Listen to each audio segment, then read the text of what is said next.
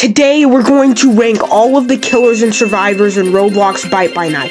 All of them have different usability, and we're going to see which ones are the best and which ones you should use. Anyway, let's get straight into it.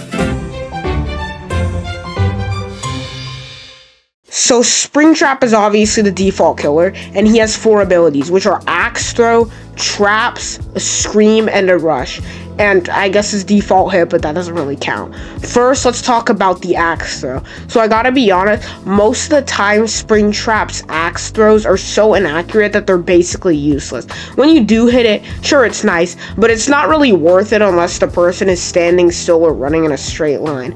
But that leads into the next 2 abilities, which go together, which are Scream and Rush. Scream makes the player's screen dark for a little bit, and it shows you where they are. And Rush can only be used after Scream, which makes you super fast for a sec, and then you can throw people. So honestly, these 2 abilities are okay, but not the best because Scream can only be used after you throw the axe, which we already talked about is inconsistent as hell. And Rush, which is decent because at least it stuns the guy so you can hit him. But yeah, there's that.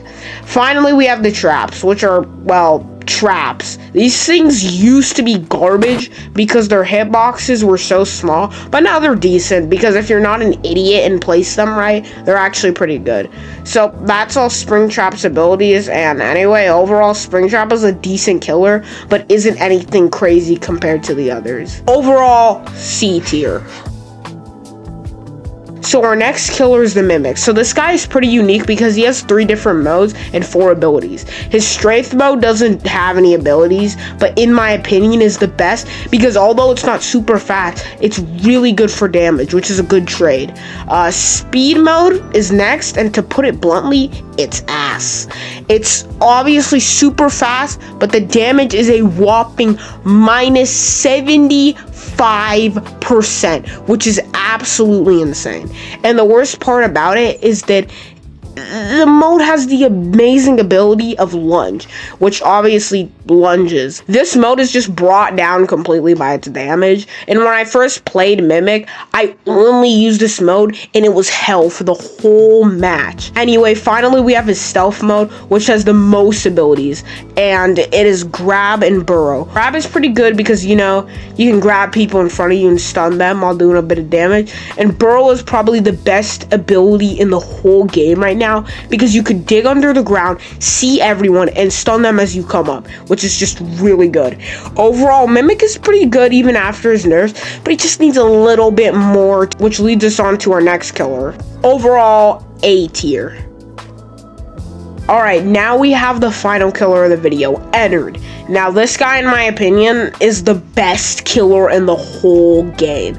He has 3 abilities, which are Skin Stealer, Explode, Grab, and I don't even know what you call the other one. It's like releasing your little baby things. Anyway, let's start with Skin Stealer. So this is the second most OP ability in the whole game because you can straight up disguise as people you've killed.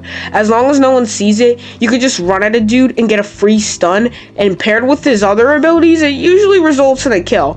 Next is Grab. This is like a long range grab that holds people to you, kind of like Springtraps, but like obviously it's from far away.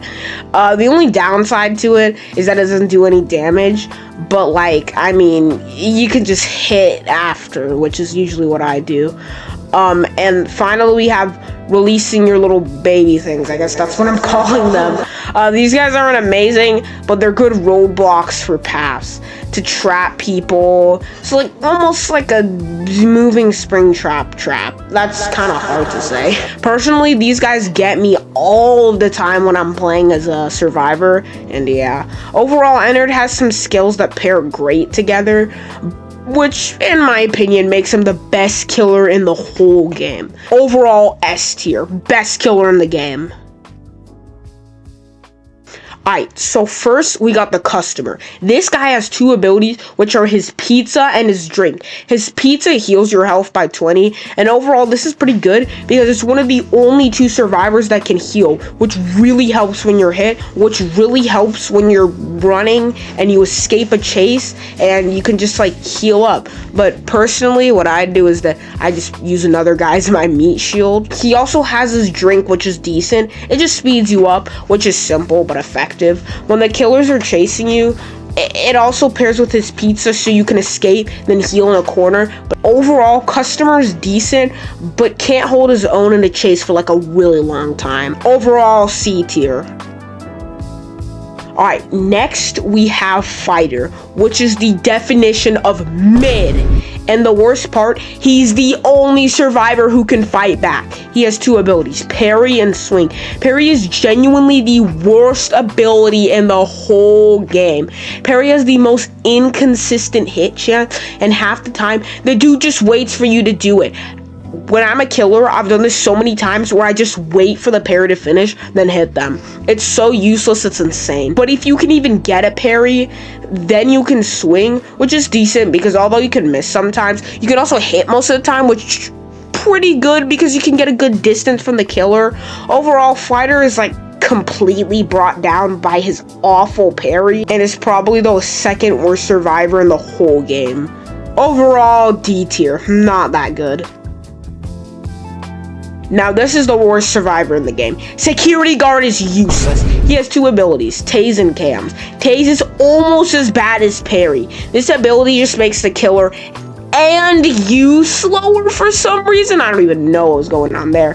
And half the time the killer is just like on you, right up near you. And as soon as you're done tasing, he just hits you anyway. Sure, you can help your buddy by sacking yourself, but like, that's lame. Let's just get on to the cams. So they don't do anything. I guess you can see when the guy is coming, but like at that point you'll just hear him in his music. Like most of the guy's footsteps are pretty loud and you're not gonna be like, oh my god, who is that? Oh, I got scared. Some dude just came from out of nowhere. No, that's not happening. And overall, the security guard is just useless and does nothing for anything. But like, how about we finally get onto something good? Overall, F tier, most useless survivor in the whole game. Now, in my opinion, this is the best survivor in the whole game right now. This guy has two simple yet very effective abilities, which are self-heal and team heal. So obviously, self-heal lets, you know, heal yourself. And this is useful for when you escape a chase, kind of similar to customer, but the difference is that you get a lot more health back, and as long as you're in a good spot, you're pretty much safe and you can heal up. Now we got the team heal. Now we have team heal, which obviously, again, it just heals your team members. And this is useful for when people escape a chase and they need some health. I've done it a lot. And again, just make sure you're in a safe spot so that you don't get killed by the dude. It's only happened to me like once. But overall, Medic, in my opinion, is just the best survivor in the whole game. It's the one I'm running, and I recommend you run it. Overall, S tier, best survivor in the whole game. Amazing. Overall, that's my ranking of all the survivors and killers in the game. I hope like security guard or fighter get reworked or buffed because like right now they're not that good. That's all, guys. I hope you enjoyed the video. Bye, everyone.